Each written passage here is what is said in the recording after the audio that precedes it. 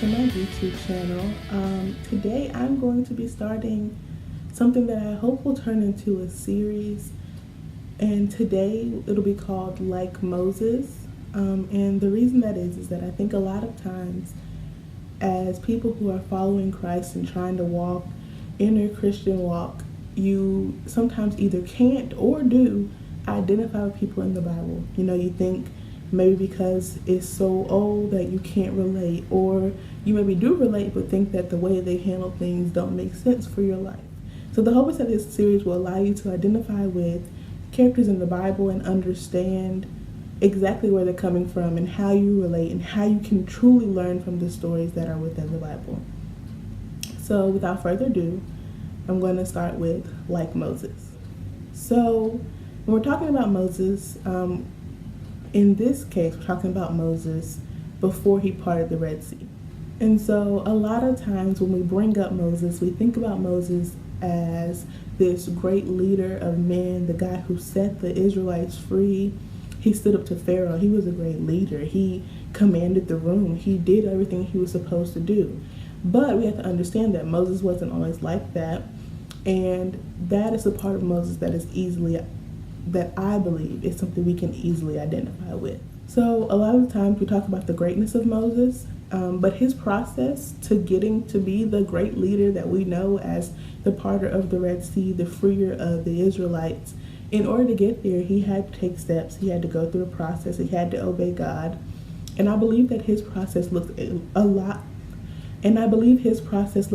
like people, everyday people, and their journey with Christ. So Exodus 3:6 says, "I am the God of your father, the God of Abraham, the God of Isaac, and the God of Jacob." When Moses heard this, he covered his face because he was afraid to look. So that's verse, and I think this is important because a lot of times I think that we try to run away from the presence of God. We'll ask God, show me my gifts.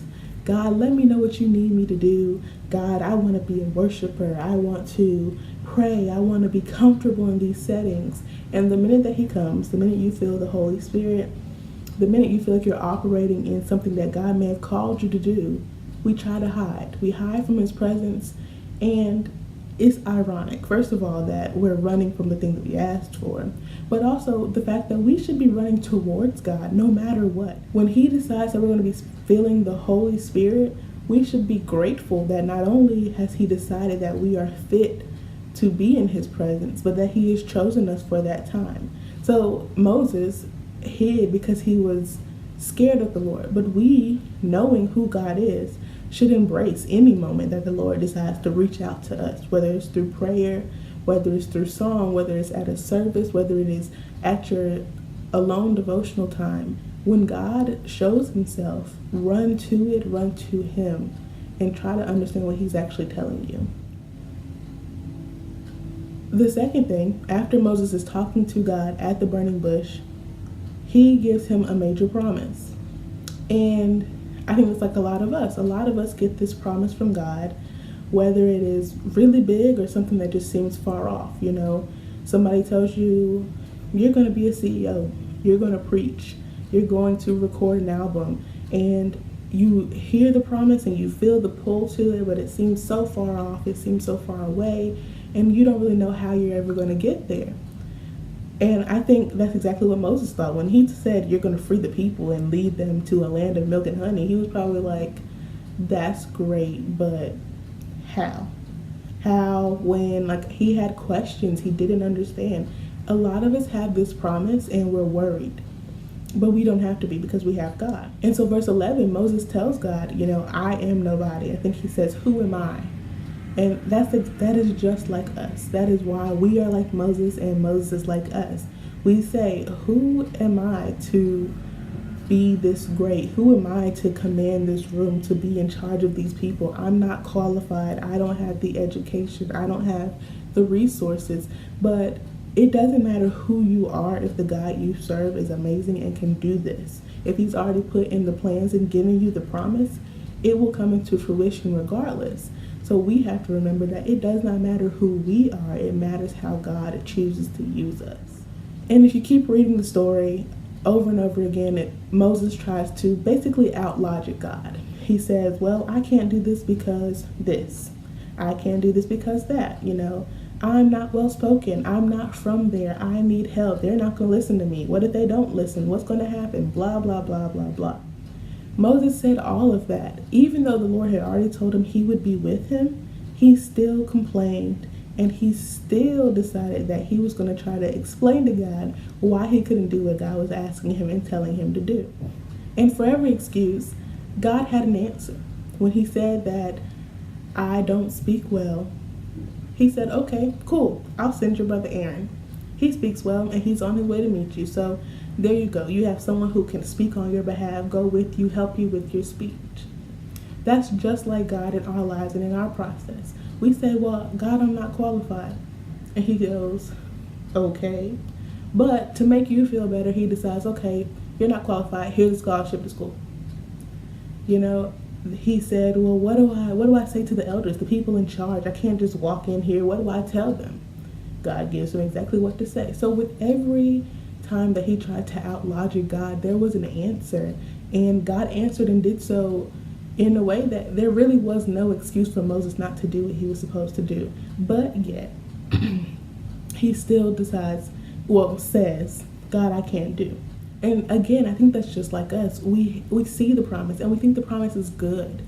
We are happy with the promise that God has called our lives to go and in the direction that he's caused it to go in.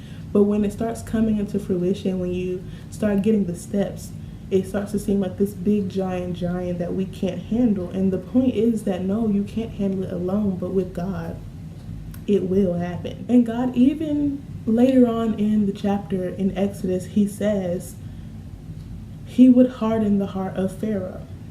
And that also shows us that just because God has given you the promise of something or has called you to do something or be somewhere, it does not mean it's going to be easy. Yes, the task sounds hard, and yes, God is with you, so it will happen, but it won't be a piece of cake. We can't say, well, God told me I'm going to get my PhD and not expect to, what if you fail a class? It will suck, but it wasn't supposed to be easy. It's never going to be easy. It's not going to go how you think it's supposed to go because it's already going the way God has called it to go. So understand that just because you've been given a promise and just because you've been trying your best to get out of it, even when you're running full-fledged, trying to follow the direction of God, living in complete obedience, it still will not be easy, and that's okay. Just make sure you get to the end goal. Can we imagine if Moses gave up and just decided, like, I'm not going to do it? Granted, I'm sure the Lord would have sent somebody else to free the people of Israel to make sure that his command came into fruition. But how would that have hurt Moses in his life?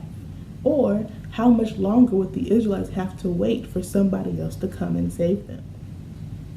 So, all of that to say, we need to trust God when he says he's going to be with you and understand how significant that is. When God says, I'm with you, that means he will fight your battles. He will provide for you in that space. So as long as you're making sure you're in the right place, you will be okay because God is there with. Second of all, use your help. God sent Aaron for Moses.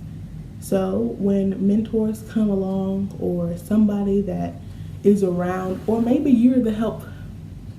So when mentors come along, be grateful that they're there. They may chew you out and tear your papers up and make sure that, and always correct you, but understand that they're coming from a good place. And it's very possible that God sent them in your life to make sure that you could complete your task and your journey. Also understand that you may be the Aaron to somebody else's Moses. When God tells you to go somewhere and help somebody and you're like, no, I don't want to, this has nothing to do with me. We hear that Aaron came and helped Moses, but we never really hear about him anywhere else in the story. We know Aaron came and he was a better speaker than Moses, but we still only talk about Moses parting the Red Sea or Moses causing Pharaoh to let people go. So it may be a time in your life when you have to go and help somebody else complete their purpose and their goal, and you won't get any of the glory or any of the credit. no matter how big of a part you played in the victory. And again, that is okay. And third, be obedient. When God speaks, listen. What if he had just said yes? What if he said, you're going to free the Israelites, and Moses just said, okay, cool. What do you want me to do? All of that talking, all the extraness, all the I can'ts and all that other stuff, you're wasting time. And there are people who are waiting to be freed. Think about slavery. Slavery is absolutely brutal. And the Israelites were in slavery for a very long time. Say this journey of Moses getting to the Israelites and all of this had happened and he delayed it. Somebody probably died in that time. Somebody got hurt in that time. Something didn't happen correctly in that time, and those people could have been saved had Moses been obedient immediately. The same thing is true in your life. When you decide to do what God has called you to do, you automatically help somebody else behind you. And you may never know that you have hurt or helped them unless you're obedient to what God has called you to do. So be obedient. Do as you're told. The longer you wait, the longer the cycle that you're in will last. So this was why we are all like Moses. And I hope that this was helpful, a good little tidbit on how to identify with Moses. I really suggest you read Exodus. The story of Moses is actually one of my favorites in the Bible. I hope this was helpful. I hope you enjoyed, and I will see you in the next video. Bye.